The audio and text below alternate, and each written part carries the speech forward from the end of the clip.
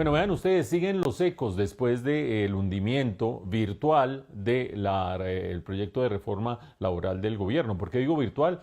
Porque si bien todavía falta la votación, seguramente se someterá a votación en la Comisión Séptima del Senado la próxima semana. Por el momento, como lo registramos desde el día de ayer y ha sido motivo de discusión en las últimas horas, 8 de 14 senadores de esa comisión, por lo tanto una mayoría que representaría un triunfo de su posición, han suscrito y han presentado una ponencia de archivo, es decir, bloqueando la posibilidad de que el proyecto del gobierno llegue a feliz término. Eso no quiere decir que de esta comisión no pueda salir una reforma laboral, un proyecto que pasara a plenaria del Senado, porque de hecho la senadora Norma Hurtado tiene un proyecto que recoge elementos del gobierno, pero otros que modifica y otros que ajusta.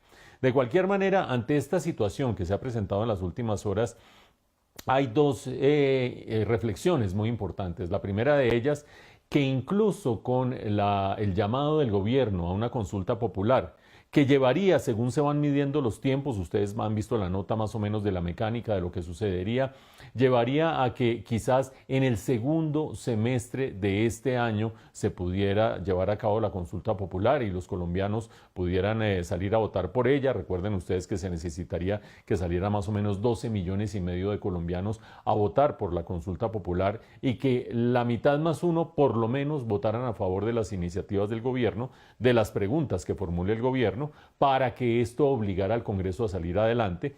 Una es esa mecánica electoral, pero dentro de ella hay dos consideraciones muy importantes.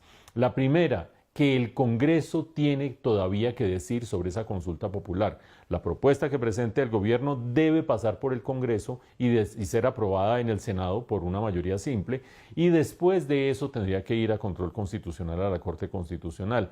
Pero lo segundo muy relevante es que una consulta popular no se puede hacer sobre la base de un articulado, como quien dice, tomen y voten ustedes, el pueblo, directamente un proyecto de ley. Tienen que ser preguntas simples, pero muy directas, que permitan posteriormente, si gana la consulta popular las preguntas del gobierno, que el Senado actúe en consecuencia. Ahí sigue la arquitectura, sigue la discusión política, los tiempos, los cronogramas, pero una última observación.